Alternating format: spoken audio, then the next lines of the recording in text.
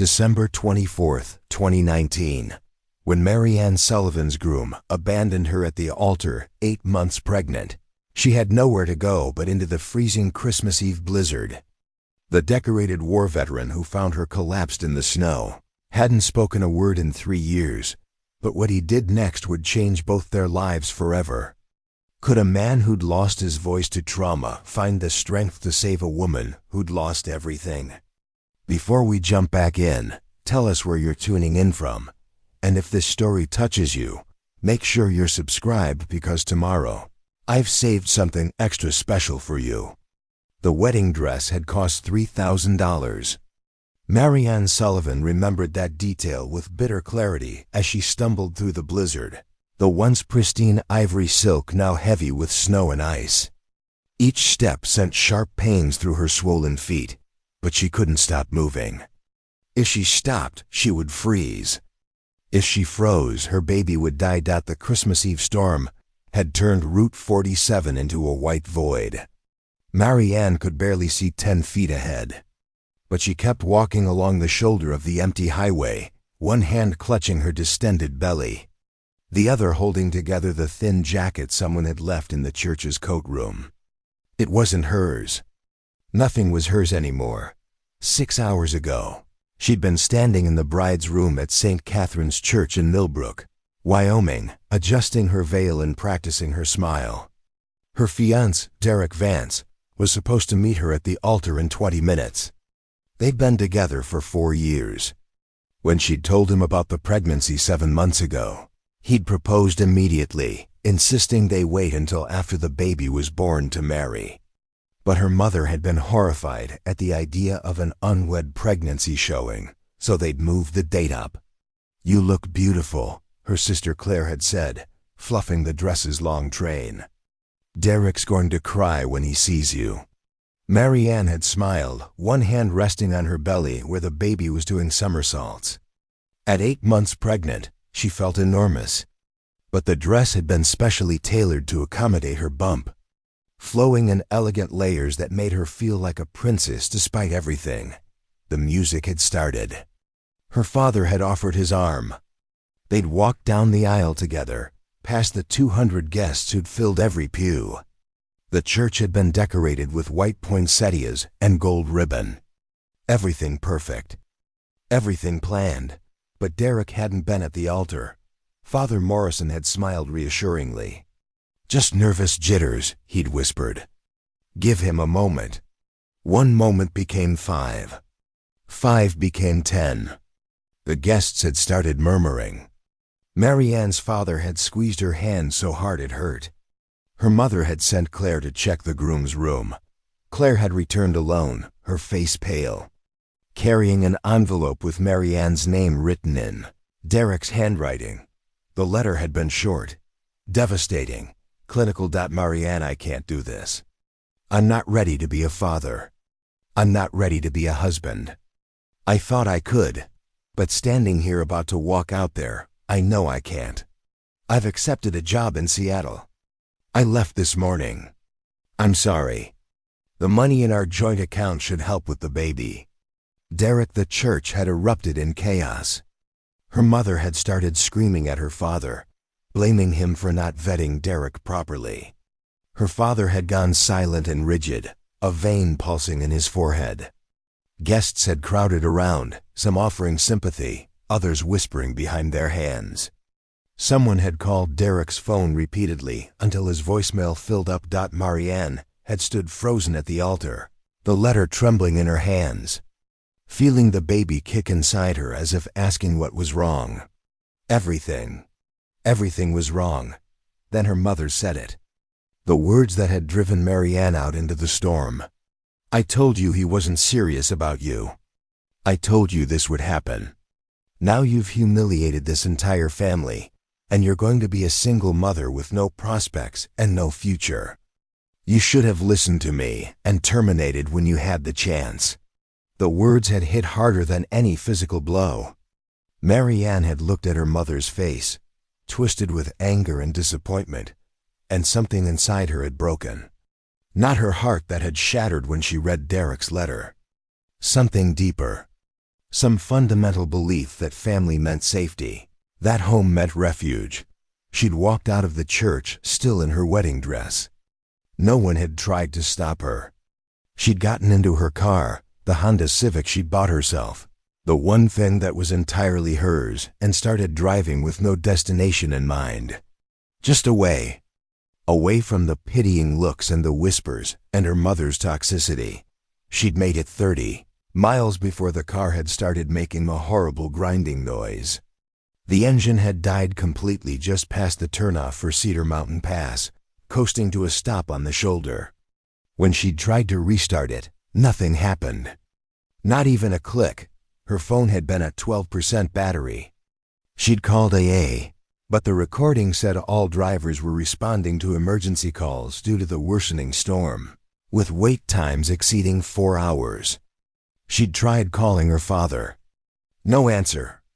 Claire, voicemail. Her best friend Rachel was in Denver, visiting family for Christmas. The snow had been falling harder, already accumulating on the windshield. The temperature inside the car had dropped rapidly. Marianne had watched her breath form clouds in the air and realized she had two choices: stay in the car and wait for help. That might not come for hours. Or walk to find shelter before hypothermia set in. The baby had kicked hard. As if casting a vote, she'd started walking.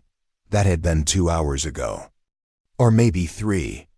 Time had become elastic in the storm, measured only in the rhythm of her footsteps and the increasing numbness in her extremities. The highway stretched endlessly ahead, disappearing into swirling white. She hadn't seen a single car pass. Everyone with sense was home with their families, celebrating Christmas Eve. Marianne's legs suddenly gave out.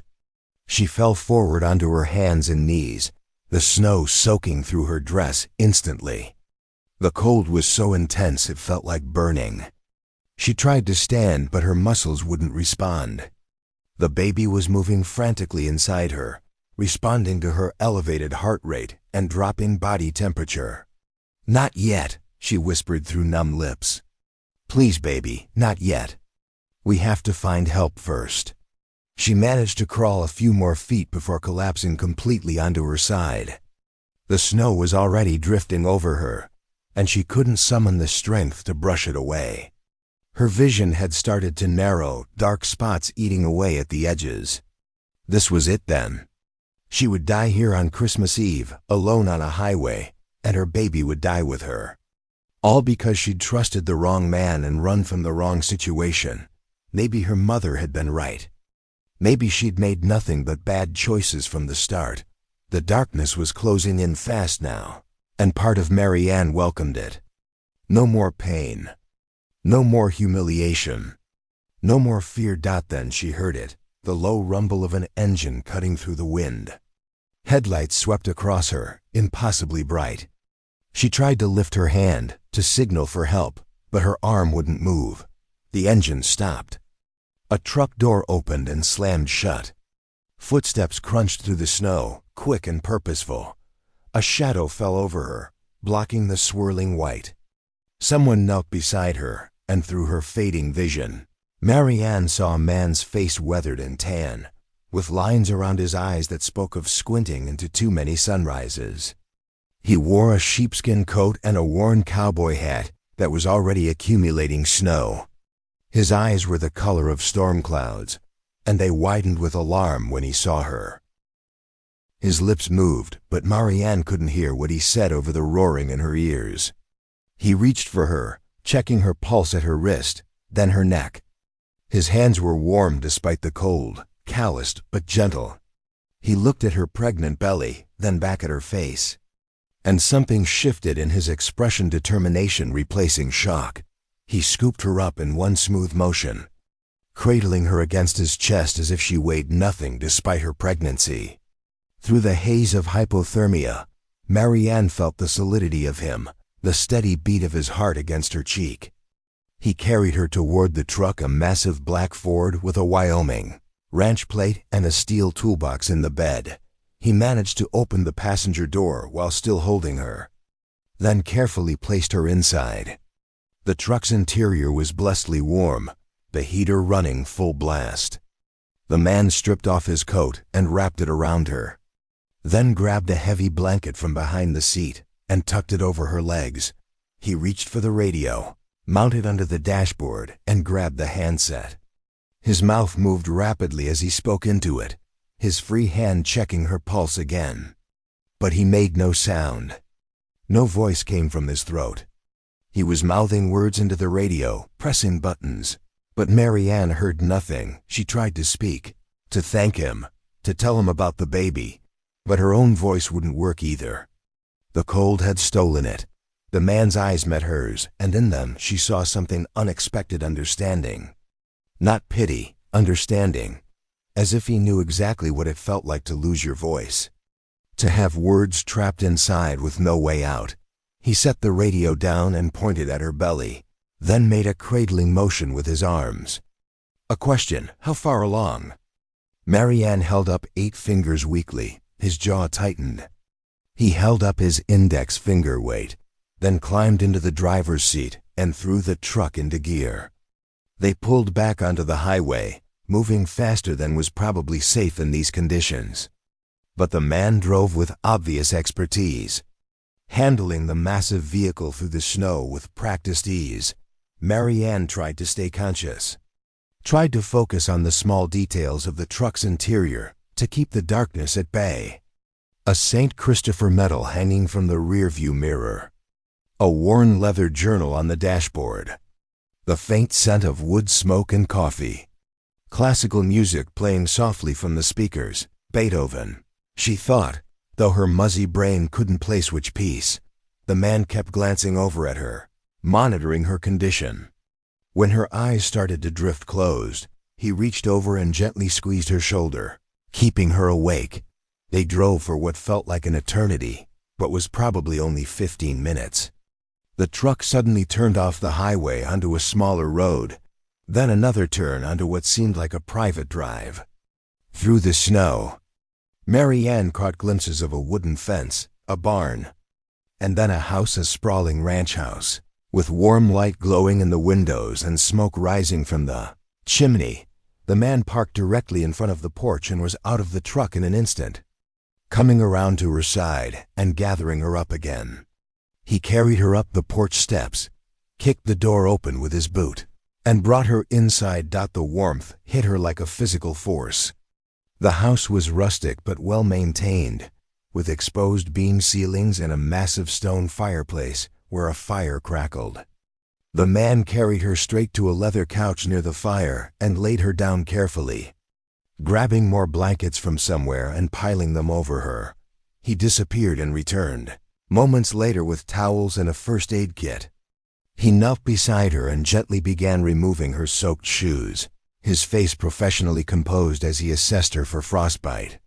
His hands worked efficiently, checking her toes, her fingers, her nose and ears. When he was satisfied there was no permanent damage, he wrapped her feet in dry towels and tucked them under the blankets. Then he held up a finger, again wait, and pulled out his phone. He typed rapidly and turned the screen toward her. "I'm calling an ambulance. You need a hospital." Marianne's eyes filled with tears, the first emotion she'd felt since the numbness of the cold. She shook her head and reached for the phone with trembling hands. She typed, "No money. No insurance anymore. Was on fiance's plan. He left me at the altar today." The man's expression darkened as he read her words. He took the phone back and typed, "I don't care about money. You're pregnant and you almost died. You need a doctor. Please," she typed back. "Just let me warm up. If something's wrong, then call. But I can't afford an ambulance ride and a visit on Christmas Eve. I have nothing." He stared at her for a long moment, clearly warring with himself. Finally, he gave a short nod and typed, "I'm a combat medic, served 3 tours. I'll monitor you. But if anything seems wrong, the ambulance comes. Non-negotiable." Preparing and narrating this story took us a lot of time, so if you are enjoying it, subscribe to our channel. It means a lot to us. Now back to the story. Marianne nodded, relief flooding through her. The baby kicked again, less frantic now, responding to the warmth. She placed her hand on her belly, and the man's eyes followed the movement. He stood and disappeared into another room, returning with what looked like a blood pressure cuff and a pulse oximeter. He gestured for permission before touching her, then carefully took her vitals, his face serious and focused. When he was done, he typed, "BP a little low. Oh, too good now. Need to keep warming you up. I'll make tea." He left her by the fire. And Mary Ann heard sounds from what must be the kitchen water running, dishes clinking. She looked around the room with growing awareness. The house was surprisingly homey, filled with comfortable furniture and what looked like handmade quilts. Bookshelves lined one wall, crammed with everything from veterinary texts to poetry. A guitar leaned in one corner, but there were no photos. No pictures of family or friends. No decorations beyond a small, unlit Christmas tree in the corner. Bare of ornaments. The man returned with a steaming mug and helped her sit up enough to drink. It was chamomile tea with honey, perfect for warming her from the inside. He'd also brought a plate with crackers and cheese, which he offered silently. Mary Ann ate slowly, feeling life seeping back into her body. The baby settled into a gentle rhythm of movement, as if reassured that danger had passed. When she'd finished, she reached for the man's phone again. "Thank you. You saved our lives." "I'm Mary Ann." He took the phone and typed, "Colt Brennan, you're safe here. Why don't you speak?" She typed before she could stop herself, then immediately regretted the intrusive question. "I'm sorry. That's none of my business." But Colt just gave a small sad smile and typed, "I'd in Helmand Province. Shrapnel severed my vocal cords. Been 3 years. Doctors say it's permanent. I'm so sorry. Don't be. I'm alive. Plenty aren't." He stood and pointed toward a hallway. Then typed, "Guest room made up. You should rest. I'll wake you every couple hours to check on you. And the baby, I can't impose you're not. It's Christmas Eve. Nobody should be alone, especially not pregnant and abandoned." Bluntness of his words should have hurt, but somehow they didn't. Maybe because he'd said abandoned without judgment. Just as a statement of fact, Mary Ann let him help her stand. Her legs were unsteady, but they held. He guided her down the hallway to a small bedroom with a quilt-covered bed and a window that looked out onto the snowy darkness. He pointed to an attached bathroom, then held up his phone. "Towels in the cabinet. Hot water should work. Take your time. I'll find you something dry to wear." When she emerged from a hot shower 20 minutes later, feeling almost human again, she found flannel pajamas laid out on the bedmen's. Far too large, but clean and warm. There was also a thick robe and wool socks. She changed and climbed into bed, pulling the heavy quilt up to her chin. The baby rolled peacefully inside her, and Mary Ann placed both hands on her belly. "We're okay," she whispered. "I don't know how, but we're okay." There was a soft knock, and Colt appeared in the doorway with a glass of water and his phone. "Need anything else?" She shook her head, then typed on his phone when he came closer. "Why are you being so kind to me? You don't know me." He was quiet for a moment, then typed slowly, "When I came back from Afghanistan, I was in a dark place, wanted to die. A stranger helped me when they didn't have to, saved my life. I'm just paying it forward. Well, thank you, truly. Merry Christmas." "Mary Ann, Merry Christmas." Colt. He left, pulling the door mostly closed but leaving it cracked. Mary Ann heard him moving around the house, the creak of floorboards, the sound of the fire being stoked. Then silence. She should have been afraid, sleeping in a stranger's house. But somehow she wasn't. Maybe it was exhaustion. Maybe it was the gentle competence with which Colt had cared for her.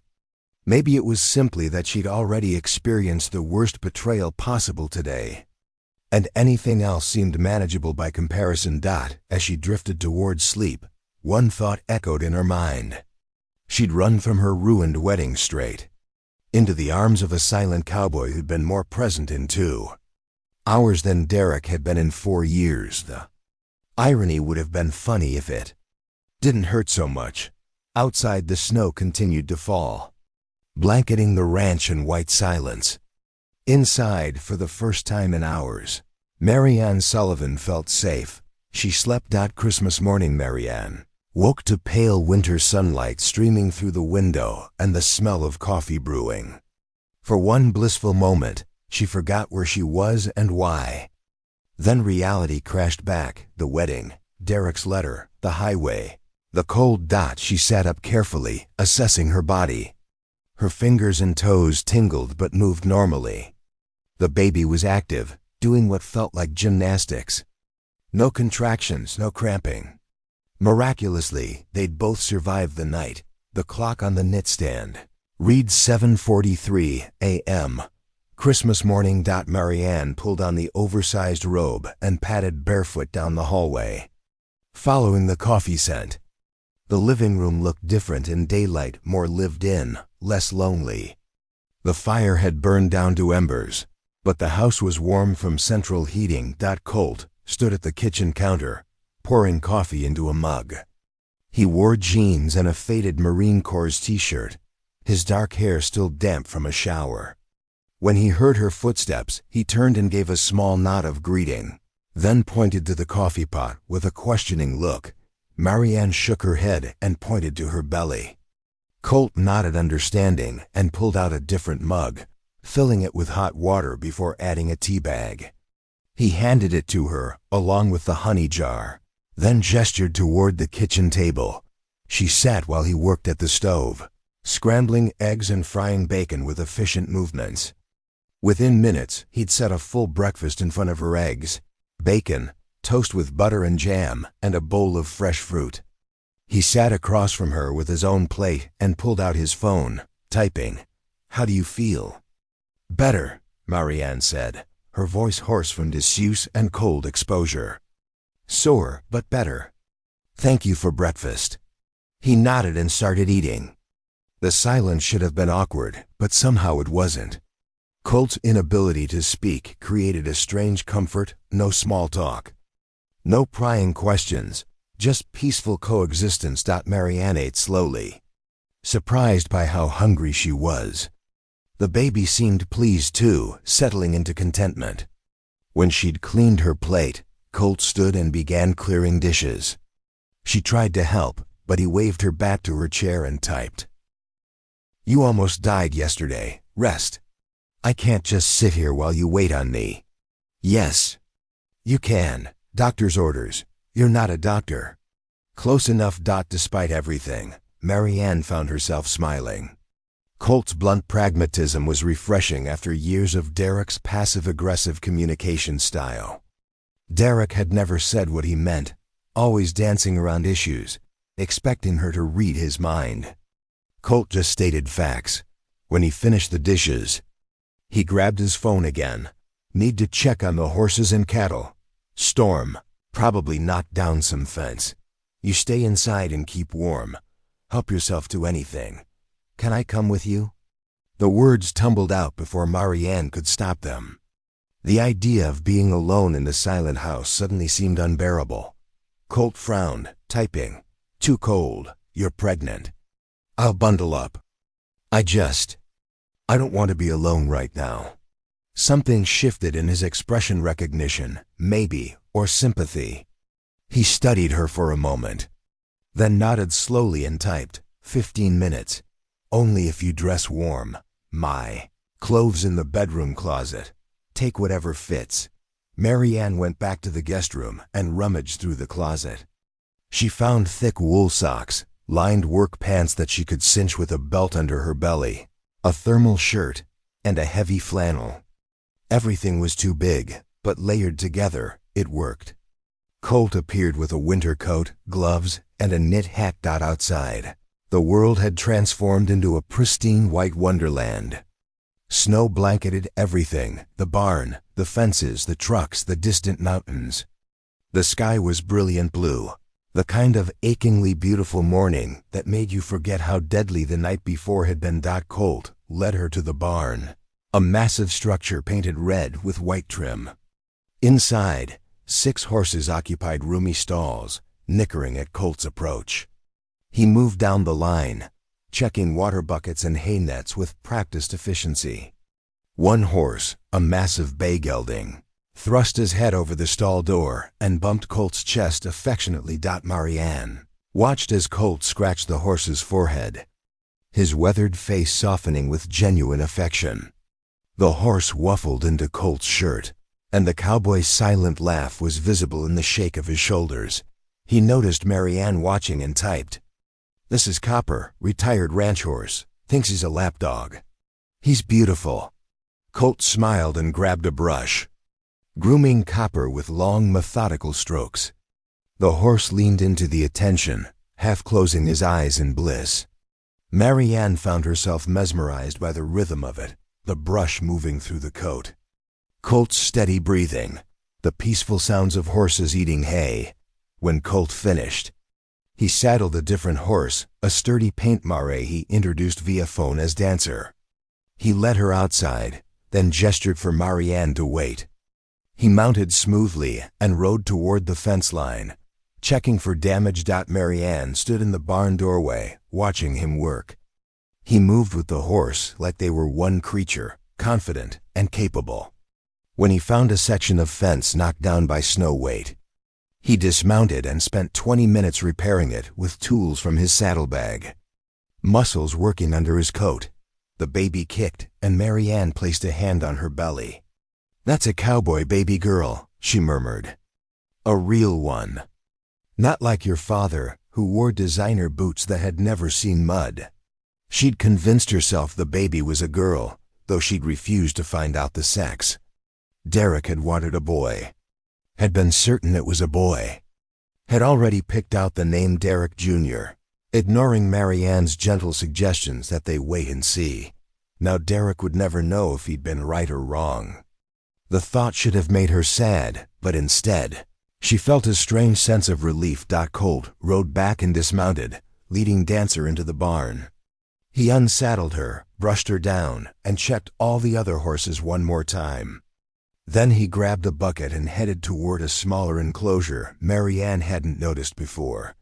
3 goats rushed to the fence, bleating excitedly. Colt's face broke into a genuine grin as he climbed into their pen. He pulled out his phone and typed while the goats climbed all over him. Rescue goats. They were going to be slaughtered because they were too friendly. Now they're my lawn mowers. 1 goat, smaller than the others, stood on her hind legs and put her front hooves on Colt's chest, staring into his face. He scratched under her chin, and she made a sound that was almost a purr. "What are their names?" He typed, "Trouble, Chaos, and Mayhem." "Seriously?" Seemed appropriate. Marianne laughed, actually laughed for the first time in 24 hours. The sound startled her. She'd thought she'd forgotten how Colt fed the goats, who mobbed the bucket enthusiastically. When he'd extracted himself from their pen and latched the gate, he checked his watch and typed, "Cattle next, longer ride, you should go back inside." But Marianne shook her head.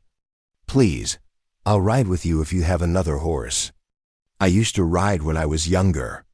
Colt looked skeptical, his eyes dropping to her belly. But after a moment, he nodded and typed, "Copper, he's gentle. We go slow." He saddled Copper while Marianne waited, trying to remember the last time she'd been on a horse. High school, probably. Her junior year, before college applications, and Derek had consumed her life. Colt helped her mount, his hands strong and steady as he boosted her up. Copper stood perfectly still, as if understanding his rider was fragile. Once Marianne was settled, Colt mounted Dancer and led the way out of the barn. They rode across Colt's property at an easy walk. The ranch was bigger than Marianne had realized, hundreds of acres of snow-covered, pasture bordered by pine forest and backed by mountains. In the distance, she could see a herd of black cattle clustered near a windbreak of trees. The ride was peaceful, The only sounds the creak of saddle leather and the soft crunch of snow under hooves. Marianne found herself relaxing into Copper's rhythm, her body remembering movements she'd thought forgotten. The cold air stung her lungs, but it felt cleansing, like it was burning away the previous day's poison. When they reached the cattle, Colt dismounted and spent time walking through the herd, checking each animal. He pulled out his phone and showed Marianne photos as he worked a calf born last spring, a bull he'd bought at auction, a heifer with distinctive markings. He moved through the cattle with calm authority, and they responded to his presence without fear. One curious calf approached Marianne, sniffing at Copper's legs. The horse stood patiently while the baby bovine investigated. Marianne reached down and scratched behind the calf's ears, and it leaned into her touch just like Copper had with Colt. When Colt was satisfied all the cattle were healthy and had access to feed, he remounted and they began the ride back.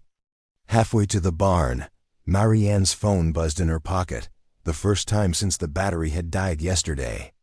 Colt must have charged it while she slept. She pulled it out with one hand, keeping the other on the saddle horn. 37 missed calls. 53 text messages. The voicemails had maxed out. Her father, "Where are you? Call me immediately. Claire, Marianne, please let us know you're okay. We're worried." Her mother, "This disappearing act is childish and selfish. Come home now." Rachel, "Oh my God, just saw Claire's message. What happened? Call me." And then, impossibly, "Derek, we need to talk. This doesn't change anything between us. I'm still not ready, but we should discuss arrangements." Marianne stared at that last message, fury rising like bile in her throat. Arrangements. As if their baby was a business transaction. As if abandoning her at the altar was just an awkward miscommunication they could work through. She turned off the phone and shoved it back in her pocket. Colt had stopped. Dancer and was watching her, concern clear on his face. He pulled out his own phone. "Bad news? My ex. He wants to discuss arrangements for the baby." Colt's jaw tightened. He typed furiously, "The one who left you at the altar yesterday? That's the one." What an absolute. He stopped typing and deleted whatever expletive he'd been about to write. Instead, "You don't owe him anything. He's the father. Biologically. Takes more than that to be a dad." The simple truth of that statement hit Marianne hard. Her own father had been present but distant her whole life, more interested in his law practice than his daughter's. He'd attended her school events, but couldn't name her favorite subject. He'd walked her down the aisle but hadn't noticed she was crying until Claire pointed it out. Derek had been the same, physically present, but emotionally absent. Always on his phone during dinners. Always with one eye on the TV during conversations. She'd convinced herself it was just his personality, that he showed love differently, but Colt had shown her more genuine care in 12 hours than either of them had in years. "What do I do?"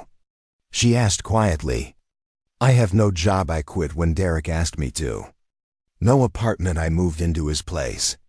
No savings. We combined our accounts and he cleaned them out. I'm 8 months pregnant with nowhere to go."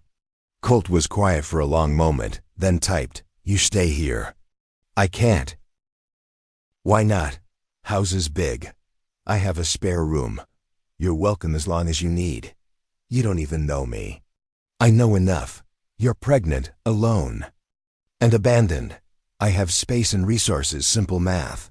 I'd be a burden." Colt actually laughed, a silent shake of his shoulders. He typed, "I run a 500-acre cattle ranch alone. You think one pregnant woman is going to be a burden? But why would you help me?" He looked at her for a long time, then typed slowly, "When I came back from Afghanistan, I was broken. Physically, mentally, spiritually. I'd lost my voice. Lost my squad. Lost my sense of purpose. I came here to my grandfather's ranch planning to drink myself to death. An old vet from town named Frank Morrison showed up one day, said he heard I was back and struggling. He came every Single day for 3 months. Didn't talk much. Just sat with me. Helped with chores. Made sure I ate. Slowly. He put me back together. Frank died last spring. Cancer. Before he passed, he told him, "The world is full of people who need help and don't know how to ask. Your job is to see them and help anyway." So that's what I do. I see you. I'm helping anyway. Tears streamed down Marianne's face, hot against her cold cheeks. I don't know what to say. Say you'll stay, at least until the baby comes and you're back on your feet. Then decide. Marianne looked around at the snow-covered ranch. The mountains rising in the distance, the peaceful solitude of this place. Then she looked at Colt, this silent cowboy with storm-gray eyes who'd saved her life, and asked for nothing in return. "Okay," she whispered. "I'll stay." Colt nodded once decisively, as if that settled the matter. He clicked to Dancer, and they started moving again, heading back toward the barn dot as they rode. Marianne felt something unfamiliar stirring in her chest. Not quite hope, it was too soon for that. But maybe the possibility of hope. The sense that the ground beneath her, though covered in snow, might actually be solid. Back at the house, Colt made lunch while Marianne sat at the kitchen table, absently rubbing her belly. The baby was calm, seemingly content with the day's events. Colt set a bowl of soup in front of her, homemade vegetable beef that smelled incredible. He sat across from her with his own bowl, and they ate in comfortable silence. After lunch, Colt typed, "You should rest. Big day yesterday. Your body needs recovery time." Marianne wanted to argue, but exhaustion was creeping in. The ride had taken more out of her than she'd expected. She nodded and headed back to the guest room. She meant to just lie down for a few minutes, but within seconds she was deeply asleep. When she woke, the room was dark and her phone was buzzing insistently. She grabbed it, squinting at the bright screen. Claire was calling. Marianne hesitated, then answered. "Hello." "Oh my God, Marianne. Where are you? We've been calling for 2 days." "2 days?" Marianne checked the date. December 26th. She'd slept through the entire afternoon and night. "I'm sorry. I'm safe. I'm at a friend's place." "What friend?" "Dad's been calling hospitals. Mom's been..." Claire trailed off. "Well, you know how Mom is. She's threatening to call the police and report you as a missing person. Tell her I'm fine. I just needed space." "Marianne, about what she said at the church. I don't want to talk about it, Claire." "Not yet." "Okay, but you need to know Derek came by yesterday. He wanted to get some of his stuff from the church hall. He acted like nothing happened. It was surreal. He texted me. Wants to discuss arrangements." Claire's voice turned icy. "That spineless piece of Marianne, you don't have to talk to him. You don't owe him anything. That's what..." Marianne paused. "That's what my friend said too. Smart friend. Can I meet them?" "Maybe, eventually. I just need time to figure things out." "Okay, but please, check in regularly so we know you're okay." "I'll handle Mom and Dad. Thank you, Claire." After they hung up, Marianne padded out to the living room. Colt was sitting by the fire, reading a book by lamplight. He looked up when she entered and held up his phone. "Feeling better?" "I slept for 18 hours. Needed IT. Body was recovering from hypothermia and stress." "Have you been sitting here the whole time?" "Checked on you every few hours. Wanted to make sure you and baby were okay." The casual protectiveness in that statement made Marianne's throat tight. She sat in the chair across from him, pulling a throw blanket over her legs. "Can I ask you something?" Colt nodded. Double quotes. "Do you ever miss your voice?" He was quiet, then typed slowly. "Every day. Especially when I'm with the animals. I used to sing to the horses. My grandfather taught me all these old cowboy songs, but I've adapted. Learned sign language. Text-to-speech. APPS. People who matter take time to understand." And the people who don't aren't worth the effort. That seems like a lonely way to live. It can be, but lonely is better than surrounded by people who don't see you. Marianne thought about her wedding, 200 guests, and she'd felt completely alone at that altar. "You're right," she said softly. They sat in comfortable silence, watching the fire. Outside, snow began to fall again, gentle flakes drifting past the windows. Christmas was over, but somehow, sitting here with this silent stranger, Marianne felt more at peace than she had in years. Tomorrow would bring new challenges. She'd have to face Derek, her family, her uncertain future. But tonight, she was warm and safe and not alone. It was enough. The first week passed in a blur of adjustment and routine.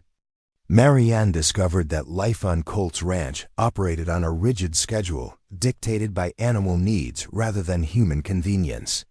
Horses fed at 6 a.m., cattle checked by 8, goats demanding attention by noon.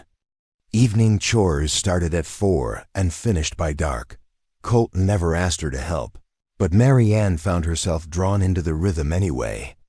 The structure was comforting after the chaos of her previous life. She started waking when Colt did, making coffee while he pulled on his boots. By the third morning, she was bundled up and following him to the barn.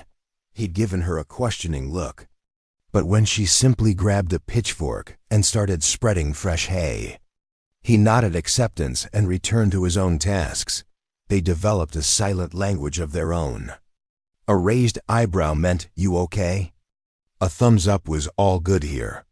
2 fingers pointed at eyes, then at something meant, "Look at this." It was efficient and strangely intimate. This wordless communication, on the 5th day. Marianne was in the barn brushing copper when her phone rang. Derek's name flashed on the screen. She'd been ignoring his calls all week, but this time, fortified by the peaceful stability of ranch life, she answered. "Marianne, finally, where the hell have you been?" The casual irritation in his voice, as if she were the one being unreasonable, ignited something fierce in her chest. "None of your business, Derek. Don't be dramatic. We need to discuss the baby. I spoke with my lawyer." "Your lawyer?" Marianne's voice went cold. "You abandoned me at the altar 8 months pregnant, and now you have a lawyer?" "I'm not abandoning the child. I'm willing to pay reasonable child support, but I need documentation of expenses." "My lawyer says..." "I don't care what your lawyer says. You don't get to do this. You don't get to run away and then dictate terms from Seattle. I'm trying to be responsible here, Marianne. I'm offering financial support. That's more than most guys would do." The audacity of it, expecting gratitude for the bare minimum, made Marianne's hands shake. "You want to be responsible? You should have thought about that before you wrote me a note and ran like a coward. You should have thought about it before you drained our joint account. You should have thought about it before you humiliated me in front of 200 people. I gave you that money for the baby. You took my savings too. Money I'd earned before we even met. Community property. We weren't married, Derek. You stole from me." Silence on the other end. Then, "My lawyer says if you're going to be hostile, all communication should go through legal channels.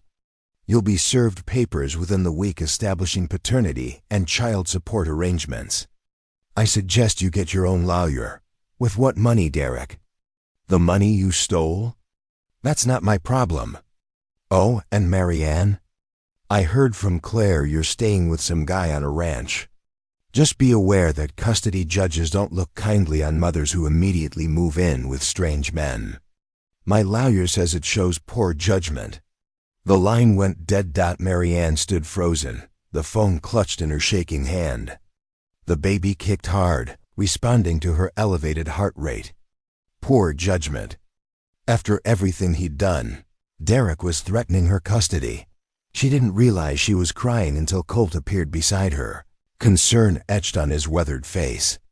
He gently took the phone from her hand and read the call log, his jaw tightening. He pulled out his own phone and typed, "What did he say?" Through tears, Marianne explained the lawyer, the threats, the casual cruelty. Colt's expression grew progressively darker as she talked. When she finished, he typed furiously, "He's bluffing, trying to scare you into compliance. It is a control tactic. How do you know?" Guys in my unit dealt with this kind of manipulation. Abusive exes using kids as weapons. The threats are usually bigger than the actual legal grounds. He disappeared into the house and returned with a laptop. He typed, "My cousin is a family lawyer in Cheyenne. Let me email her. Free consultation at least. I can't afford. She owes me. I helped her husband build their house last summer. She helped within an hour." Colt's cousin Jennifer had responded, and they were on a video call. Jennifer Brennan Cross was a sharp-eyed woman in her 40s with short silver hair and a no-nonsense demeanor. "So Colt tells me you need legal advice," she said, her warm Wyoming accent at odds with her professional appearance. "Tell me everything." Marianne laid out the whole story: the abandoned wedding, Derek's theft, his sudden interest in arrangements. Jennifer listened without interrupting, occasionally making notes. When Marianne finished, Jennifer leaned back in her chair. "Okay, here's the reality. Derek's lawyer is playing hardball, but they're on weak ground. First, taking money from a joint account before marriage isn't theft, it's civil. You could sue him and you'd probably win, but it's expensive and time-consuming, so he just gets away with it. For now. But here's what matters. His threats about custody are mostly hot air. Wyoming courts care about what's best for the child. A mother who left an abusive situation to establish stability is not showing poor judgment, she's showing excellent judgment. The fact that you're staying with family friends," she glanced at Colt with a knowing smile, "while you get back on your feet is completely reasonable. What about him demanding I get a lawyer? He wants you scared and intimidated. Don't be. I'll draft a response on your behalf pro bono, Colt. Did save my husband from falling off that roof, establishing that you're represented, and that all future communication goes through me. I'll also draft a child support petition. He wants to act like he's doing you a favor. Let's make it official and get a court order." Relief flooded through Marianne. "Thank you. I don't know how to repay you. Help Colt with the spring roundup. He could use an extra pair of hands, and he's too stubborn to hire help." Jennifer winked at her cousin, who shook his head but smiled. After the call ended, Marianne turned to Colt. "You saved your cousin's husband from falling off a roof?" "Construction accident. Ladder slipped. I was there doing electrical work. Grabbed him before he fell 2 stories. You just casually saved someone's life." Seemed important at the time. His dry humor surprised a laugh out of Marianne. The man saved lives like other people held doors open. Just something you did when the situation called for it. That night, Marianne couldn't sleep. The baby was restless, doing acrobatics that made comfortable positions impossible. She finally gave up and went to the kitchen for chamomile tea. Colt was already there, sitting at the table with his journal open, writing by lamplight. He looked up when she entered, then closed the journal and stood to heat water for her. While they waited for the kettle, Marianne gestured to the journal. "What do you write about?" He hesitated, then typed, "Letters to my squad, the ones who didn't make it to home. Therapist side item might help with survivor's guilt. Does it?" "Sometimes. Mostly IT just feels like keeping them company." The kettle whistled. Colt made her tea and brought it to the table, then grabbed his journal and offered it to her. At her questioning look, he typed, "You shared your story. Seems fair to share mine." Marianne opened the journal carefully. The handwriting was neat, precise, military training evident in every letter. The first entry was dated 3 years ago. "Dear Martinez, 3 months since Helmand. 3 months since I watched you bleed out in that ditch while I couldn't even scream for the medic. Shrapnel got my throat before I could reach you. Sometimes I think that's the universe's joke making. The loudest guy in the squad goes silent forever. I'm back at Grandpa's ranch now. He left it to me when he passed last year. I'd forgotten how quiet it is here. How empty. You'd hate it. You always said you needed the noise of El Paso, the chaos of family. Remember how you'd call your mom every Sunday and she'd spend an hour telling you about all your cousin's drama? You'd complain, but you were smiling the whole time. I can't call anyone. Can't tell them I'm sorry I survived when you didn't. Can't explain why I'm still here and you're in Arlington, but I'm writing to you anyway. Hope that's okay. Brennan Marianne looked up, throat tight. Colt was watching her, his expression unreadable. May I read more? He nodded. She spent the next hour reading through the journal letters to Martinez, to Kowalski, to Chun, to Williams. 4 men who died in the same IED explosion that had stolen Colt's voice. The letters chronicled Colt's grief, his rage, his slow crawl toward something resembling peace. They detailed his friendship with Frank Morrison, the old vet who'd refused to let Colt destroy himself. They talked about the ranch, the animals, the simple satisfaction of physical labor. The most recent entry was from 2 days ago. Dear Martinez, something unexpected happened. Found a pregnant woman collapsed on Highway 47 during the Christmas Eve storm. Brought her back here. She's staying for a while, got nowhere else to go. Her ex abandoned her. You'd like her. She's tough. Didn't complain once about the cold or the fear or any of it. Just dusted herself off and started helping with chores, like she's lived on a ranch her whole life. She asked today why I help her. Told her about Frank, about paying it forward.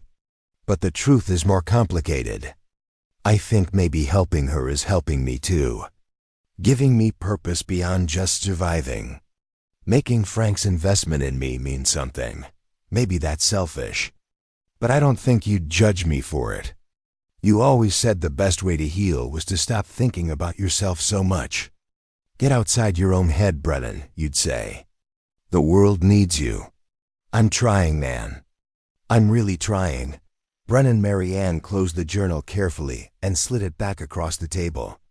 Thank you for sharing this with me. Colt typed. You're in IT now. Seemed right that you should know.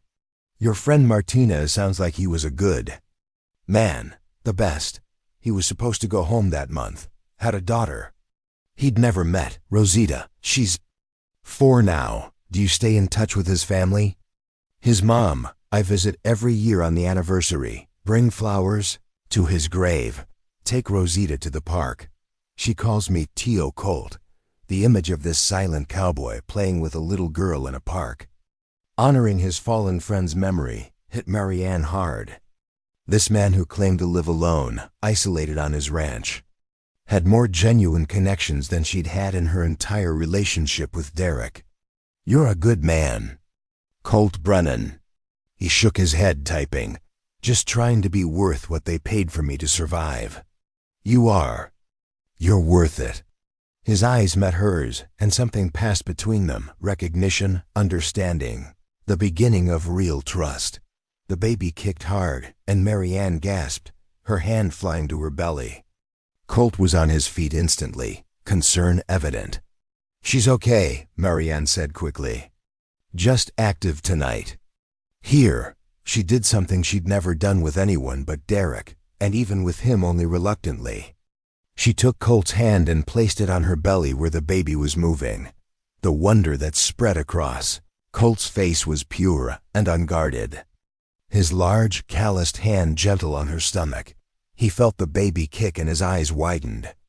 He looked at Marianne with something like awe, then back at her belly. The baby kicked again, directly into his palm. Colt's silent laugh shook his shoulders, and his grin was brilliant.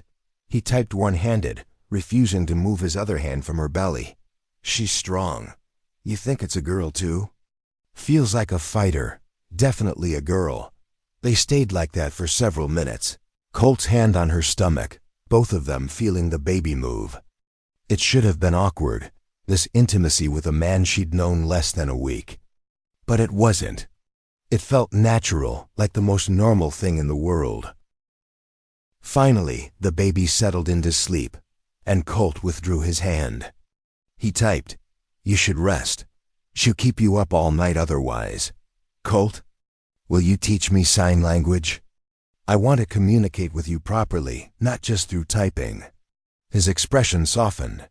He nodded and signed something fluid movements that looked like a dance. What did that mean? He typed, "I'd be honored."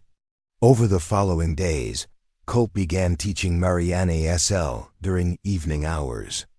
He was a patient teacher, demonstrating signs slowly and correcting her gently when she got them wrong. They started with basics: yes, no thank you, please help, danger, but Colt also taught her ranch-specific signs, some standard, some of his own invention: horse, cow, fence, broken, fixed, feed, water, signs that would let them communicate while working. Marianne was a quick study, her hands becoming more confident with each practice session. Within 3 days, she could hold basic conversations without the phone. Within a week, they developed their own shorthand, mixing ASL with gesture and expression. One afternoon, Marianne was in the barn grooming Dancer when a truck pulled into the driveway. She tensed, hand instinctively going to her belly. Derek wouldn't know where she was, would he? Colt appeared from the tack room, saw the truck, and relaxed. He signed, "Neighbor." "Good friend." An elderly man climbed out of the truck, tall and rail-thin, with a weathered face and kind eyes. He waved at Colt, who waved back and headed over. Marianne watched through the barn door as the men communicated. The neighbors signed with the ease of long practice, and Colt responded in kind. They seemed to be discussing the weather and the cattle, a casual conversation between old friends. After a few minutes, Colt gestured toward the barn, toward Marianne. The neighbor's eyebrows rose, and he said something. Marianne could read his lips.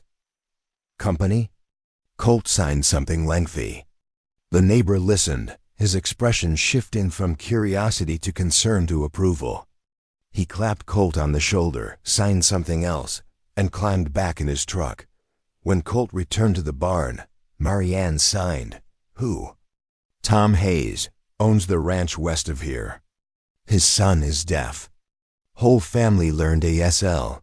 Tom checks on me when the weather's bad." "What did you tell him?" "Truth, you needed help.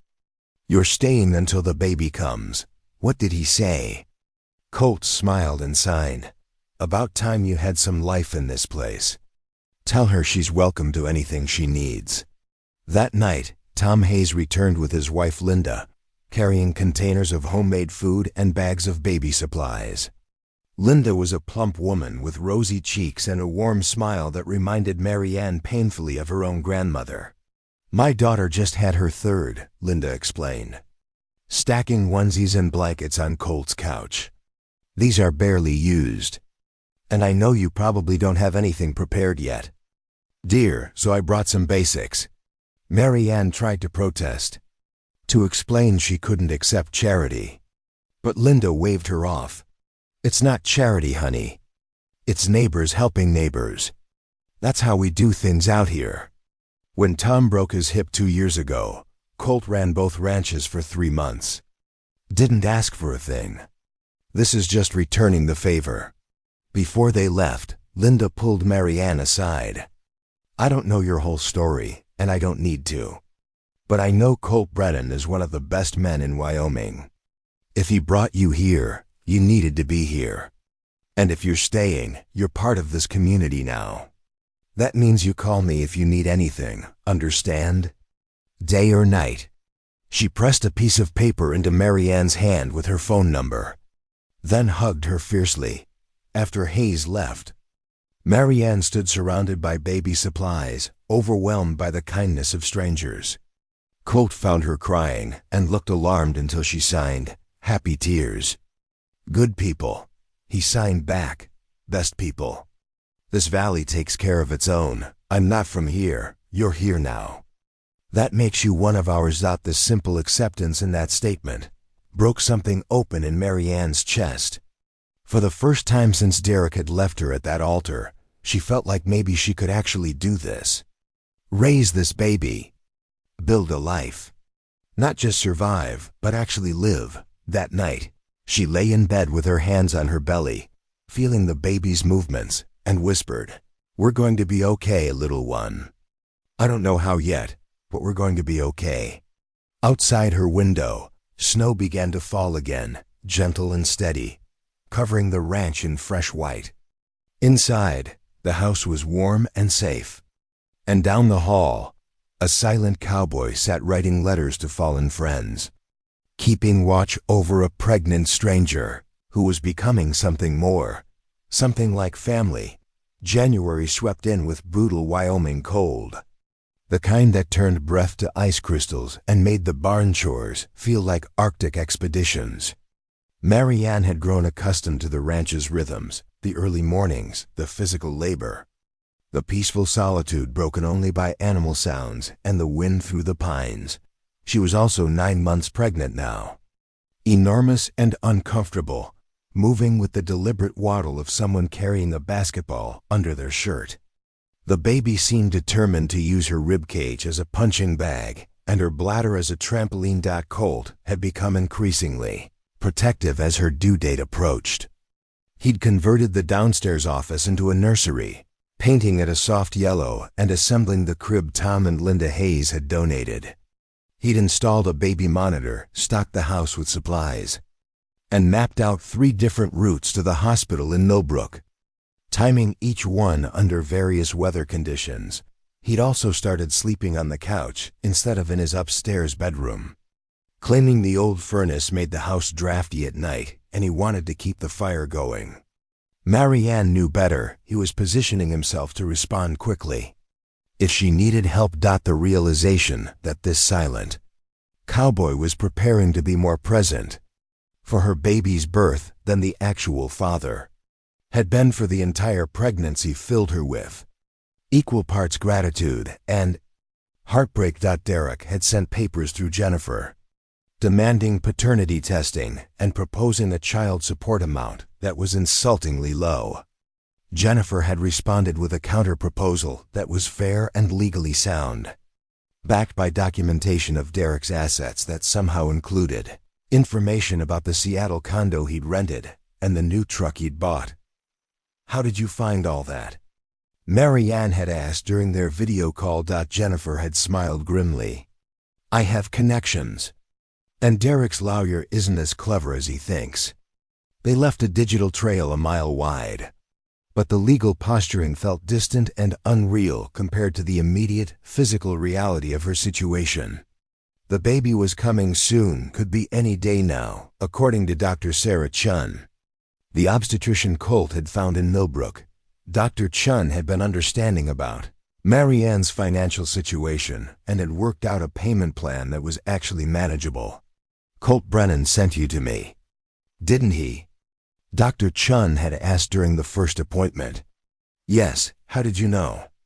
"Because he did the same thing for 3 other women in the past 2 years. One was a veteran struggling with PTSD and an unexpected pregnancy. Another was a teenager kicked out by her parents. The third was an immigrant whose husband had been deported.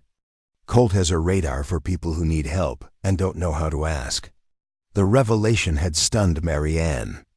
This man who claimed to live as a hermit on his isolated ranch had quietly built a network of kindness throughout the valley. Now, on a bitter January morning, Mary Ann stood at the kitchen window watching Colt work in the corral with a young horse. The gelding was skittish, dancing away every time Colt approached.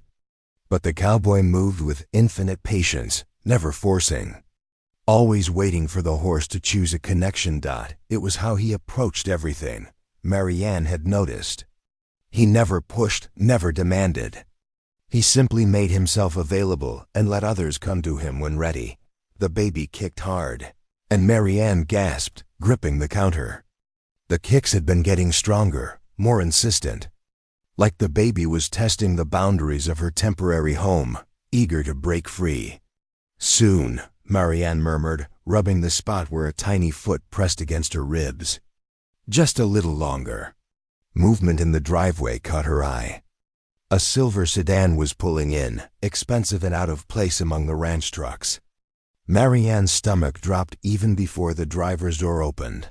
Derek stepped out, looking absurdly urban in his designer jeans and leather jacket, his loafers completely wrong for the snowy ground. He'd grown a beard since she'd last seen him, probably thinking it made him look mature. It didn't. Marianne's hands went instinctively to her belly, protective and fierce. How dare he come here? How dare he show up unannounced, invading the one place she felt safe? Colt had seen the car too.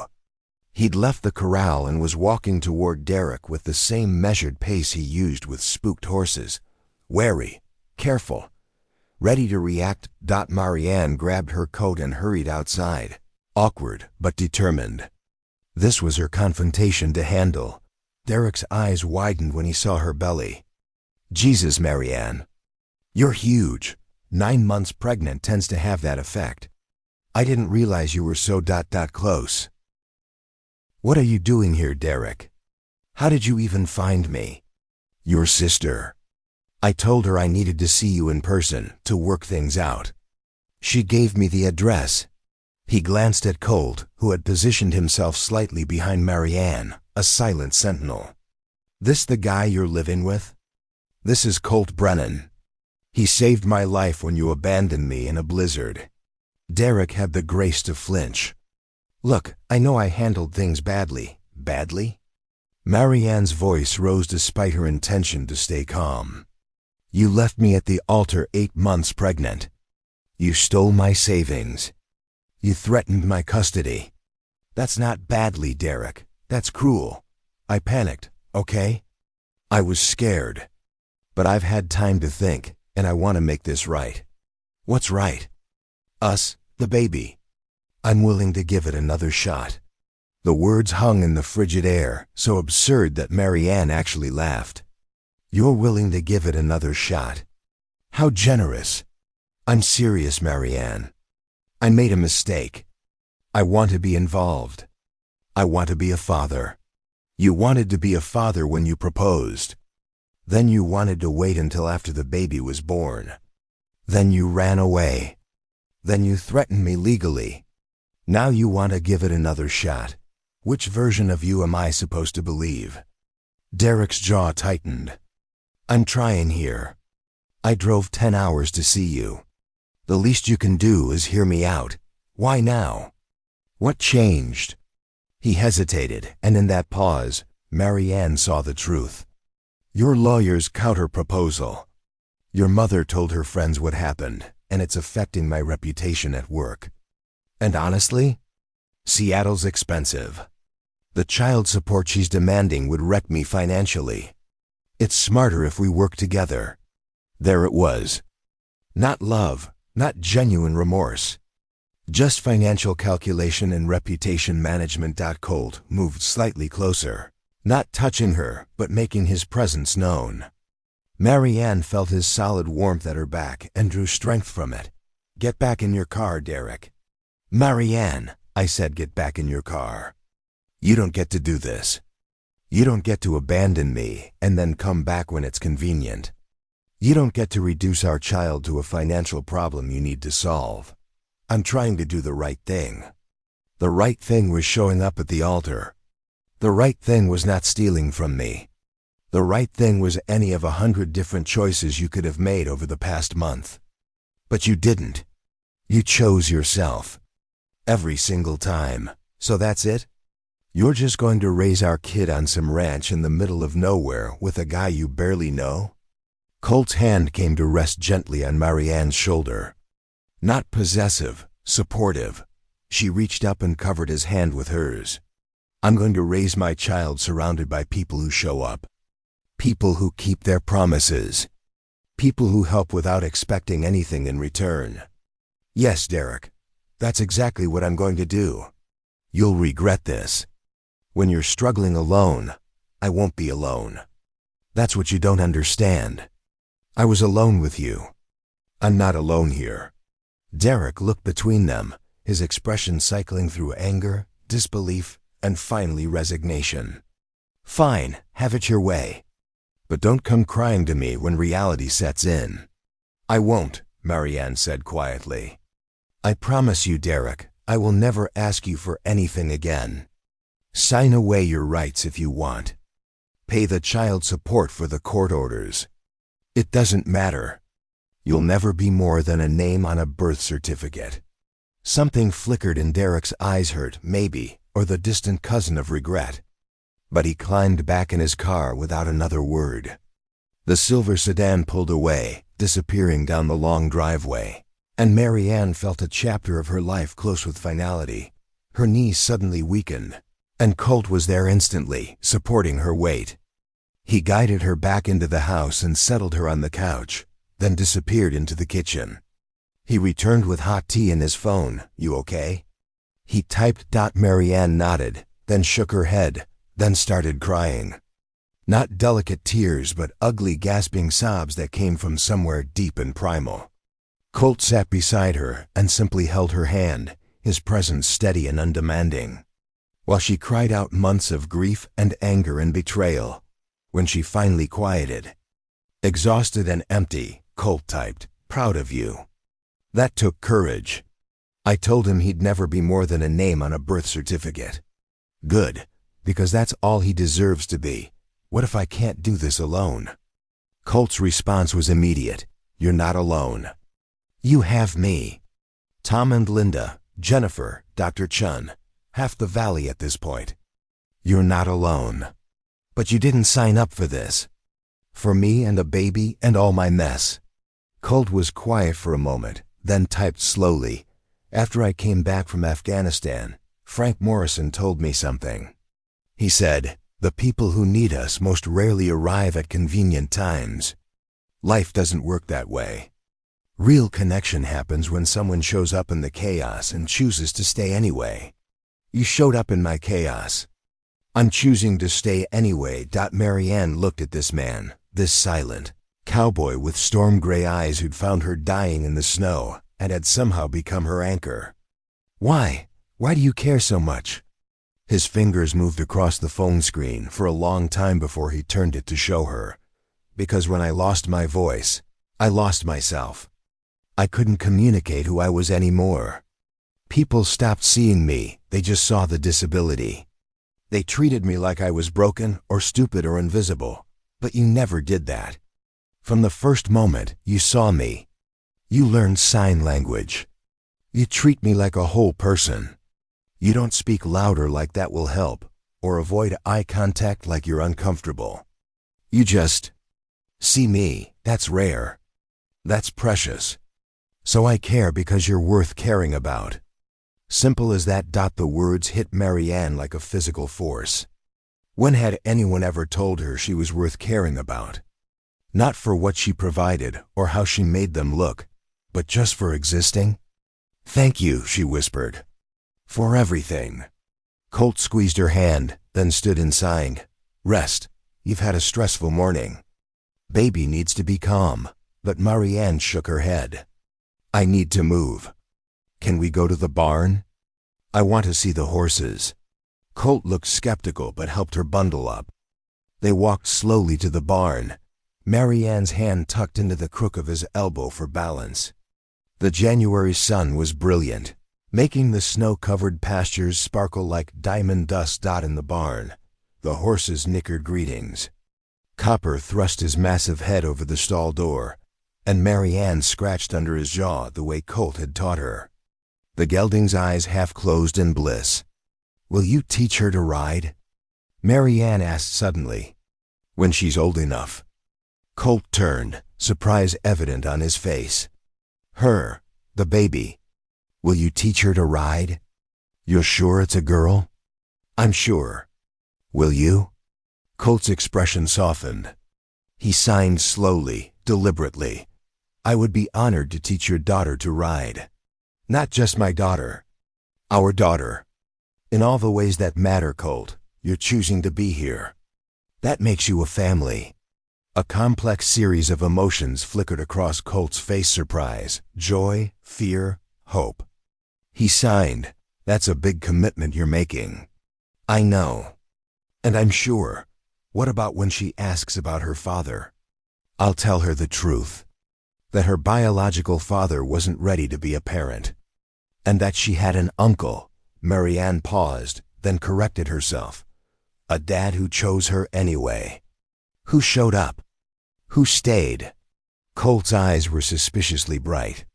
He signed, I would be proud to be her dad. If you're really sure, I've never been more sure of anything. He pulled her into a gentle hug, careful of her belly, and Marianne felt the solid warmth of him, the steady beat of his heart. This man who'd been broken by war and rebuilt himself with quiet determination. This man who saved people not because he wanted recognition, but because it was simply what you did when someone needed help. This man who would love her daughter just as fiercely as any biological father could. Maybe more so, because he would choose it every single day. The baby kicked hard between them, as if offering her own opinion on the matter. Colt pulled back and placed his hand on Marianne's belly, feeling the movement. His grin was brilliant and unguarded, joy radiating from every line of his weathered face. He signed one-handed, strong kick, definitely a fighter. She learned from the best, Marianne said softly. They stood like that in the quiet barn, sun streaming through the windows, horses munching hay peacefully, while the baby rolled and kicked between them. Outside, the Wyoming wind howled through the pines. But inside, surrounded by warmth and light and the promise of new life, Marianne Sullivan finally understood what home felt like. Not a place, a person, a choice. A moment of absolute certainty. That no matter what storms came, you would weather them together.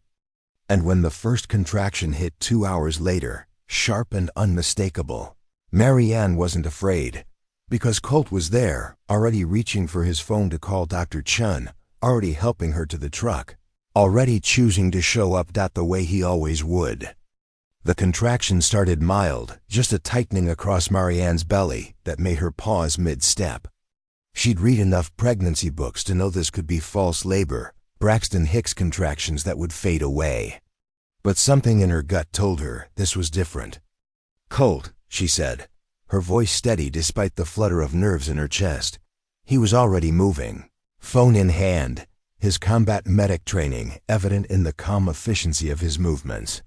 He typed quickly, how far apart? That was the first one. I'm timing them. He nodded and disappeared into the bedroom, returning with the hospital bag they'd packed 2 weeks ago. Always prepared, always 3 steps ahead. He set it by the door, then came back and guided Marianne to the couch. They waited. 15 minutes passed before the next contraction hit, stronger this time. Marianne breathed through it, remembering the techniques from the online birthing class she'd watched. Colt sat beside her, hand ready to hold if she needed it, presence solid and reassuring.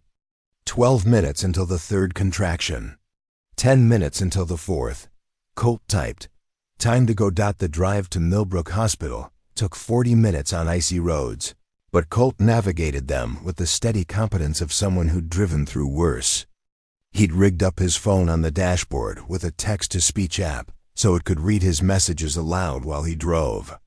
Breathe through it, the mechanical voice said during a contraction. You're doing great. Despite the discomfort, Marianne smiled. Even filtered through technology, Colt's encouragement reached her at the hospital. Dr. Chun met them with a wheelchair and a warm smile. Right on time, she said, checking Marianne's chart. How are you feeling? Like I'm about to meet my daughter. Marianne said through gritted teeth as another contraction peaked. That's the spirit. Let's get you settled. The labor and delivery room was surprisingly calm, soft lighting. A rocking chair in the corner, monitors beeping quietly. A nurse named Patricia helped Marianne into a hospital gown while Dr. Chun examined her. You're 6 centimeters, Dr. Chun announced. Moving right along. First babies usually take longer, but your daughter seems eager to make her appearance. Colt had positioned himself by Marianne's head, staying out of the medical team's way but close enough to hold her hand. His presence was a lifeline as the contractions intensified, coming faster and harder. Hours blurred together. Patricia coached breathing techniques. Dr. Chun checked progress. Colt never left, his hand steady in hers, his eyes full of encouragement and pride. At some point, Marianne's water broke. The intensity ramped up immediately, contractions rolling through her with barely a break between them. She squeezed Colt's hand hard enough to hurt, but he didn't flinch, just stayed present through every wave of pain. "Almost there," Dr. Chun said, her voice cutting through the fog. "Marianne, you're doing beautifully." One more hour, maybe two, but it wasn't 2 hours. 30 minutes later, the urge to push became overwhelming. "Listen to your body," Dr. Chun coached. "Push when you feel the contraction building." Marianne pushed. And pushed. And pushed until she was certain she couldn't do it anymore. Until every muscle screamed and her vision blurred with exhaustion. Colt's face appeared in her line of sight. He signed slowly, making sure she could see. "You are the strongest person I know. Your daughter is almost here. You can do this." Something in his absolute certainty gave Marianne strength she didn't know she had. She bore down with the next contraction, pushing with everything left in her. "Heads out," Dr. Chun called. "One more big push, Marianne. Meet your baby."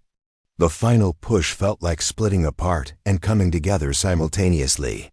Then suddenly, impossibly, there was a squalling cry filling the room, high and indignant and absolutely perfect. "It's a girl," Dr. Chun announced, lifting a tiny, furious, red-faced infant into view. A healthy baby girl. They placed her on Marianne's chest, still connected by the umbilical cord, still covered in vernix and blood and the evidence of her journey into the world. She was the most beautiful thing Marianne had ever seen. "Hi, baby," Marianne whispered, tears streaming down her face. "Hi, sweet girl, I'm your mama." The baby's crying quieted at the sound of her voice. Dark eyes still unfocused but searching turned toward Marianne's face. Tiny fingers flexed and curled against her chest. Marianne looked up at Colt, who was staring at the baby with undisguised wonder. His cheeks were wet with tears he didn't bother wiping away. "Do you want to cut the cord?" Dr. Chun asked him. Colt's eyes widened, and he looked at Marianne for permission. She nodded, smiling through her own tears. Patricia guided him through it, handing him the surgical scissors. His hands, so steady with horses and tools and weapons, trembled slightly. As he cut the cord, severing the physical connection between mother and child, marking the baby's first moment as a separate being. The medical team took the baby for measurements and cleaning while Dr. Chun delivered the placenta and checked Marianne for tears. Everything was normal, healthy, perfect. 7 pounds 4 ounces, Patricia announced. 20 inches long. Perfect Apgar scores. She's a fighter. When they brought the baby back, swaddled in a hospital blanket with a tiny knit cap on her head, Marianne accepted her with shaking arms. The baby rooted against her chest, instinct driving her toward food. Patricia helped position her for the first feeding. The latch was awkward at first, both mother and daughter learning this new dance together. But then the baby settled, nursing with determined focus, and Marianne felt something click into place deep in her soul. This was the purpose. This was love. This was everything she'd been running toward without knowing it. Colt pulled up a chair and sat close enough to see but far enough to give them space. He watched with rapt attention, his expression cycling through amazement, joy, and fierce protectiveness. When the baby finished eating and fell into milk-drunk sleep, Patricia took her for a few moments to let Marianne rest. Dr. Chun finished her examination and pronounced everything healthy. "You did beautifully," she told Marianne. "Rest now. The hard work is just beginning, but you've got a good start." After the medical team left them alone, Colt moved his chair closer and typed, "She's perfect. You're amazing. I'm in awe." "Want to hold her?" Marianne asked. His eyes went huge. Me? Yes, you. You're her dad, remember? Patricia overheard and brought the baby over, showing Colt how to support the head, how to cradle her against his chest. He accepted the tiny bundle with the same careful reverence he'd shown that first night carrying Marianne from the snow. The baby fit perfectly in his arms, her small head resting against his shoulder. She made a small sound, not quite a cry, just a squeaky announcement of her presence. Colt's hand, so large against her tiny back, rubbed gentle circles. He looked at Marianne, and the emotion on his face was raw and real. This silent man who'd lost so much, who'd survived war and trauma and the death of his voice, held new life against his heart and wept openly. Marianne reached out and took his free hand. She needs a name. Colt nodded, waiting. I was thinking. Hope Martinez Brennan. His head snapped up, eyes wide with shock. He stared at her, mouth working silently, unable to form words even if he'd had a voice. Martinez, for the friend who taught you that helping others heals yourself, Marianne explained softly. Brennan because you're her father in every way that matters. And Hope because that's what you gave me when I had nothing left. That's what this little girl represents, hope for a better future. Colt's tears fell faster. He looked down at the baby sleeping peacefully in his arms, then back at Marianne. Slowly, carefully, he signed with one hand. You honor me beyond measure. Thank you. No, thank you. For everything. A nurse knocked and entered, checking vitals and asking routine questions. When she left, Colt reluctantly handed Hope back to Marianne and pulled out his phone. I need to make some calls. Tom and Linda will want to know. Jennifer, too. Should I call your family? Marianne hesitated. Her father had called twice since Derek's visit, awkward attempts at connection that went nowhere. Claire had texted daily, sending encouragement and pictures of ridiculous baby clothes she wanted to buy. Her mother hadn't reached out at all. Call Claire, she decided. Tell her Hope Martinez Brennan was born at 3:47 p.m., 7 pounds 4 ounces, and we're both healthy. She can tell my parents if she wants. Colt nodded and stepped into the hallway to make calls. Through the window. In the door, Marianne watched him typing rapidly on his phone, his face animated as he shared the news. She looked down at Hope, memorizing every detail, the dark fuzz of hair, the tiny perfect nose, the bow-shaped lips, the miniature fingernails like little shells. This human being had existed inside her for 9 months, and now she was here, real and separate and entirely her own person. We're going to have such adventures, Marianne whispered. You're going to grow up on a ranch with horses and goats and a dad who'll teach you to rope cattle and read the weather and be strong without being hard. You'll know how to work with your hands and think with your heart. And you'll always, always know you're loved. Hope's tiny fist curled around Marianne's finger, and she felt the fierce grip of new life holding on. Colt returned with a grin, typing. Tom and Linda are bringing dinner tomorrow. Jennifer is sending flowers. Claire screamed so loud I had to pull the phone away from my ear. Your father said congratulations and asked if you needed anything. What did you tell him? That we're fine. That you're strong and healthy and happy. That his granddaughter is beautiful. Thank you for being diplomatic, he shrugged. Your family. Your choice how much they're involved. I support whatever you decide. The honesty of that statement was refreshing. No pressure, no judgment, just support. They spent that first night in the hospital learning the rhythms of newborn care, feeding every 2 hours, diaper changes, the mystery of why babies cried.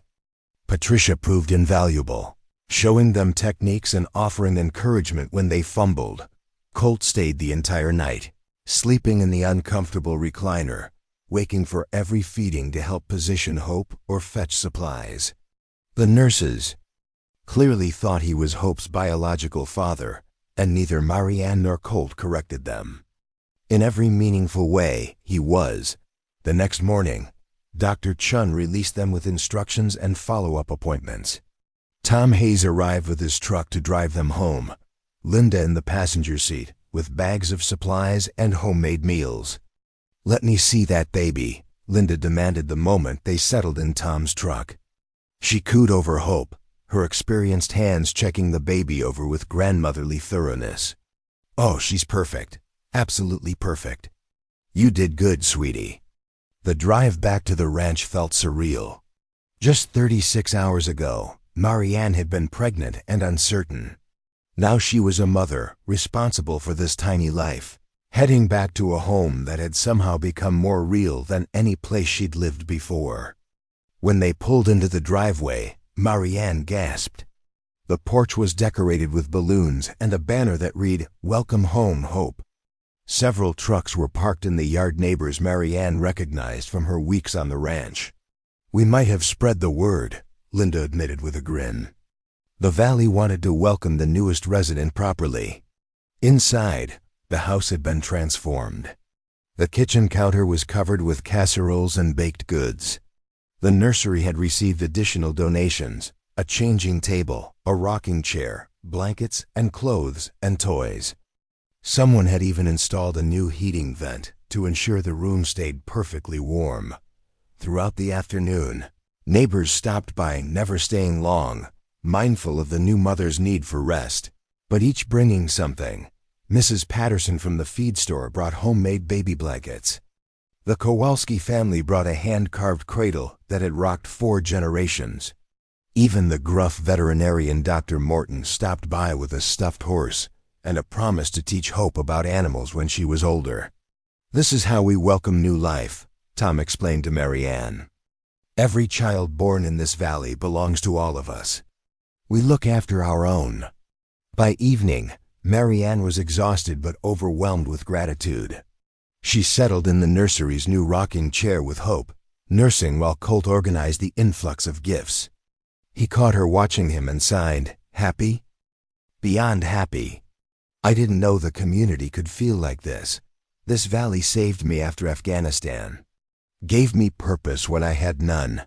I'm glad it's doing the same for you." "We're building something here," Marianne said softly. "A real family.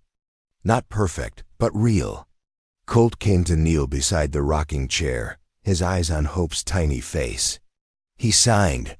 "She'll grow up knowing she's wanted, knowing she's loved. That's all any child really needs. She'll grow up knowing her dad is a hero who saved her mama's life. I'm no hero, just a man doing his best. That's what makes you a hero." The first weeks were brutal, a fog of sleepless nights, endless diaper changes, learning to interpret Hope's different cries. Marianne's body ached from childbirth, her emotions swinging wildly between euphoria and tears. But Colt was there for all of it. He took night shifts, walking Hope around the house when she was fussy, changing diapers with increasing competence, cleaning bottles and doing laundry and keeping the household running while Marianne recovered. He'd set up a baby monitor with a visual display since he couldn't hear Hope cry. At night, he kept it on his nightstand, waking at the first flash of sound waves on the screen. Derek's lawyer sent paperwork demanding paternity testing. Jennifer handled it with her usual efficiency, arranging for a simple cheek swab that confirmed what everyone already knew. Derek was Hope's biological father. "He's refusing to pay the court-ordered support until you agree to visitation," Jennifer reported during a video call. "I told him to pound sand. We'll garnish his wages if necessary." "I don't want his money," Marianne said, Hope sleeping against her shoulder. "I don't want anything from him." "It's not about what you want," Jennifer replied gently. "It's about what Hope deserves. He helped create her. He pays to support her. That's how it works." Eventually, Derek agreed to pay support in exchange for supervised visitation twice a year. Marianne suspected he'd never actually follow through, and she was right. He sent checks, always exactly the court-ordered amount, never a penny more, but never called, never asked for photos, never showed any interest in his daughter beyond the legal minimum. Colt, meanwhile, became Hope's entire world. He sang to her silently, his chest vibrating with soundless lullabies she seemed to feel rather than hear. He wore her in a carrier while doing chores, introducing her to horses and cattle and the rhythm of ranch life. He photographed every milestone, her first smile, her first laugh, the first time she reached for his face with tiny, curious hands. By the time Hope was 3 months old, she responded to Colt's presence with pure joy, her face lighting up whenever he entered the room. Her first deliberate smile was for him. One morning when he was making silly faces while changing her diaper. Marianne captured it on video, tears streaming down her face as she watched this silent man and this tiny baby communicate in the language of love that needed no words. Spring arrived slowly, the snow melting to reveal green pastures and wildflowers. Hope grew stronger, more alert, more engaged with the world around her. She watched the horses with fascination, her tiny fist gripping Colt's finger while he carried her through the barn. One warm April morning, Marianne found Colt in the nursery, holding Hope while she slept. He was signing to her fluid, graceful movements that told a story only they understood. "What are you telling her?" Marianne asked softly. Colt smiled and signed the story of how a scared, pregnant woman collapsed in the snow on Christmas Eve. How finding her saved me as much as I saved her. How sometimes the greatest blessings arrive in our darkest moments. How hope appears when we need it most. "That's a good story," Marianne whispered. "It's her origin story. Every hero needs one. She's going to love you so much." Colt's eyes met Marianne's, and in them she saw everything he couldn't say with his lost voice. Gratitude, devotion, hope, love. "I already love her more than life itself. And I love you for trusting me with both of you." Marianne crossed the room and wrapped her arms around both of them. This makeshift family forged in crisis and tempered by choice. "We love you too, so much." They stood like that, the three of them, while morning light streamed through the window and the ranch woke up around them. Outside, horses whinnied and cattle lowed, and the Wyoming wind whispered through the pines. Inside, in a small yellow nursery filled with donated furniture and handmade quilts, a silent cowboy held his daughter and her mother close and knew with absolute certainty that he'd finally found what he'd been searching for since losing his voice in that desert explosion. He'd found purpose, connection, family, home, and it had started with one choice: to stop on a snowy highway, to help a stranger in need, to show up even when it was difficult. Frank Morrison had been right.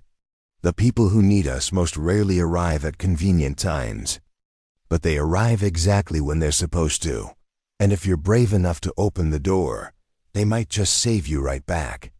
Up next, you've got 2 more standout stories right on your screen. If this one hits the mark, you won't want to pass these up. Just click and check them out.